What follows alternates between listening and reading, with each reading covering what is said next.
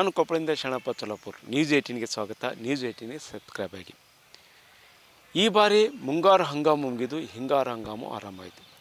ಆದರೂ ಸಹ ಮಳೆ ನಿಂತಿಲ್ಲ. ದೀಪಾವಳಿ ಸಂದರ್ಭದಲ್ಲಿ ಸಾಮಾನ್ಯವಾಗಿ ಮಳೆ ನಿಂತ್ಕೊಂಡು ಈ ಸಂದರ್ಭದಲ್ಲಿ ಮಳೆ ಆಗೋದು ಅಪರೂಪ. ಅದರಲ್ಲೂ ಸ್ವಾತಿ ಮಳೆ, ಏನು ಚಿತ್ತಿ ಮಳೆ ಹೋಗಿ ಸ್ವಾತಿ ಮಳೆ ಬಂದರೂ ಸಹ ಈಗ ಮಳೆ ಸುರಿತಾ ಇದೆ. ಕಳೆದ 5 ದಿನಗಳಲ್ಲಿ ನಿರಂತರವಾಗಿ ಕೊಪ್ಪಳ ಜಿಲ್ಲೆಯಲ್ಲಿ ಮಳೆ ಆಗ್ತಿರೋದ್ರಿಂದ ರೈತ ಸಂಕಷ್ಟಕ್ಕೊಳಗೆ ಇದ್ದಾನೆ. ಮತ್ತು ಇಡೀ ಜಿಲ್ಲೆಯಲ್ಲಿ ಈ ವರ್ಷ ಅತ್ಯಧಿಕ ಮಳೆವಾಗಿರುವುದು ಕಾಣ್ತಿದೆ. ಈಗ ವಾಡಿಕೆಗಿಂತ ಏನು ಕೃಷಿ ಇಲಾಖೆ ಮಾಹಿತಿ ಪ್ರಕಾರ ವಾಡಿಕೆಗಿಂತ ಶೇಕಡ 9ರಷ್ಟು ಮಳೆ ಹೆಚ್ಚಾಗಿದೆ ಅಂತ. ಅಂದರೆ ಒಂದು ಸಂದರ್ಭದಲ್ಲಿ ಸ್ವಲ್ಪ ಹೆಚ್ಚು ಕಡಿಮೆ ಆಗಿದ್ದರೂ ಸಹ ಇಡೀ ಜಿಲ್ಲೆಯಲ್ಲಿ ಶೇಕಡ 9ರಷ್ಟು ಮಳೆ ಅಧಿಕವಾಗಿರುವುದು ಈ ಬಾರಿ ಕಾಣ್ತೀವಿ. ಮತ್ತು ಇಷ್ಟು ಪ್ರಮಾಣದಲ್ಲಿ ಮಳೆಯಾಗಿರುವುದು ಇದೇ ಮೊದಲು ಅನ್ನುವಂಥ ಮಾಹಿತಿಗಳು ಸಹ ಸಿಗ್ತವೆ. ನಿರ್ಭೀತ, ನಿಷ್ಪಕ್ಷಪಾತ, ವಿಶ್ವಾಸಾರ್ಹ ಸುದ್ದಿಗಳಿಗೆ ಮತ್ತೊಂದು ಹೆಸರಾಗಿರೋ ನ್ಯೂಸ್ 18 ಕನ್ನಡ ಈಗ ಆಪ್ನಲ್ಲೂ ಲಭ್ಯ ಇದೆ.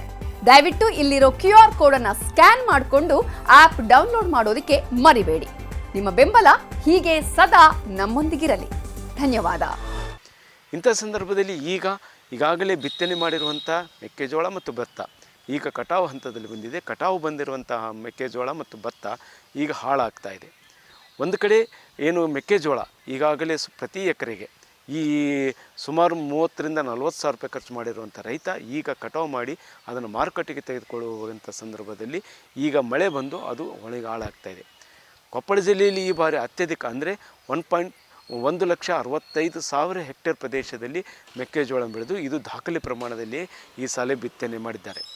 ಬಿತ್ತನೆ ಮಾಡಿರುವಂಥ ಮೆಕ್ಕೆಜೋಳ ಈಗ ಅಳಿದುಳಿದು ಬಂದಿರುವಂಥ ಮೆಕ್ಕೆಜೋಳ ಒಣಗಿಸಬೇಕು. ಒಣಗಿಸಲು ಸಹ ಮಳೆ ಬಿಡುಕೊಡದೇ ಇರುವಂಥ ಸಂದರ್ಭದಲ್ಲಿ ಅದಕ್ಕೆ ತಾಡ್ಪತ್ರೆಗಳನ್ನು ಹಾಕಿ ಮುಚ್ಚಿರುವಂಥ ಕಾಣ್ತಾಯಿದೆ. ಹಸಿ ಕಾಳನ್ನು ಮುಚ್ಚಿರುವಂಥ ಕಾರಣಕ್ಕಾಗಿ ಈಗ ಆ ಬೆಳೆ ಮೊಳಕೆ ಹೊಡಿತಾ ಇದೆ. ಜೊತೆಗೆ ಏನು ನೀರು ಸಹ ತೇವಾಂಶ ಹೆಚ್ಚಕ್ಕಾಗಿ ಅದು ಕೊಳೆತು ಹೋಗುವಂಥ ಸ್ಥಿತಿ ಇದೆ. ಈ ಸಂದರ್ಭದಲ್ಲಿ ಏನು ಪ್ರತಿ ಎಕರೆಗೆ 30,000-40,000 ರೂಪಾಯಿ ಖರ್ಚು ಮಾಡಿರುವ ರೈತ ಈಗ ಆ ಬೆಳೆಯನ್ನು ಉಳಿಸಿಕೊಳ್ಳೋದು ಸಹ ಕಷ್ಟಪಡ್ತಾ ಇದ್ದಾನೆ. ಅದು ಮಾಡಿರುವಂಥ ರಾಶಿ ಈಗ ಹಾಳಾಗ್ತಾ ಇರೋದು ಕಂಡು ಬರ್ತಾ ಇದೆ.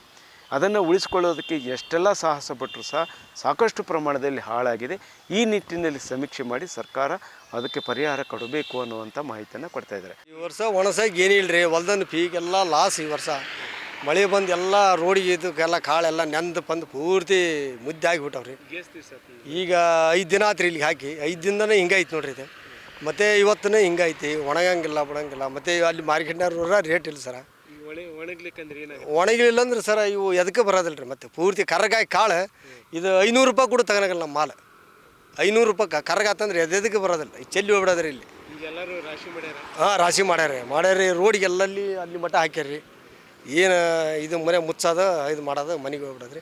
ಮತ್ತು ರಾತ್ರಿ ಮಳೆಗಿಳಿ ಬಂದು ಇಲ್ಲೇ ಥಂಡಿಯಾಗಿ ಮಕ್ಕಂಡ್ರೆ ರೋಡಿಗೆ. ಇದು ಟೋಟಲ್ 5 ಎಕರೆ ಸರ್. ಅದ್ರಾಗ 4 ಎಕರೆ ಬಿಡ್ತೀವಿ ನಾವು. ಈಗ ಜೀರಿಗೆ ಹಾಕ್ಸಿದ್ವಿ, ಸುರು ಬಿಟ್ಟಿವಿ. ಅದನ್ನ ತಾಡ್ಪಲ್ ತೆಗಿಯಕ್ತಾರಲ್ಲ, ಅಡಿಗೆ ನೀರು ಹೋಗ್ಬಿಟ್ಟು ಸಸಿ ನೆಡಕತ್ತೈತಿ. ಲಾಸ್ ಎಲ್ಲ ಲಾಸ್. ಮಾರ್ಕೆಟ್ ತಗೋಣಲ್ಲ ರೀ. ಕೋಳಿ ಪಿಡ್ನವ್ರು ತಗೋಣಲ್ಲ, ಮತ್ತು ಕೋಳಿ ತಗೋಣಲ್ಲ. ವಾಸನೆ ಆಗ್ಬಿಡತ್ತೆ. ಹಸಿರು ಏರೈತಲ್ಲ ರೀ. ಈಗ ಸಸಿ ನೆಡೈತೆ ಆಗ್ಬೋದು. ಎಷ್ಟು ಖರ್ಚು ಮಾಡಿರ ಅಂದಾಜು? ಅಯ್ಯೋ, ಭಾಳ ಖರ್ಚು ಐತೆ ಸರ್. ಅಷ್ಟು ಬರೋದಲ್ಲ. ಎಲ್ಲಿ ಬರ್ತದೆ? ಮಾಡಿದ್ದು ಬರೀ 4 ಬರಲ್ಲ ರೀ. ಪೂರ ದೊಡ್ಡ ಲಾಸ್ ರೀ.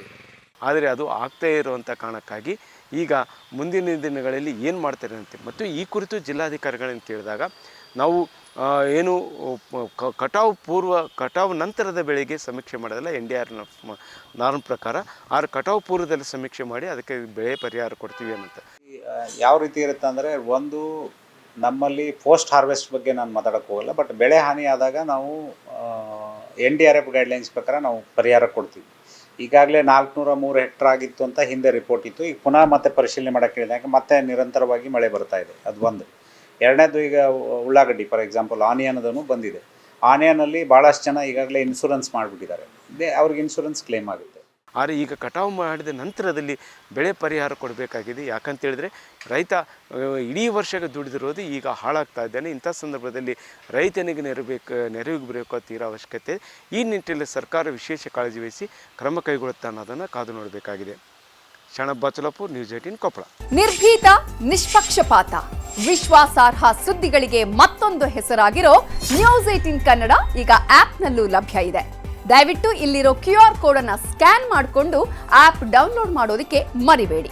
ನಿಮ್ಮ ಬೆಂಬಲ ಹೀಗೆ ಸದಾ ನಮ್ಮೊಂದಿಗಿರಲಿ. ಧನ್ಯವಾದ.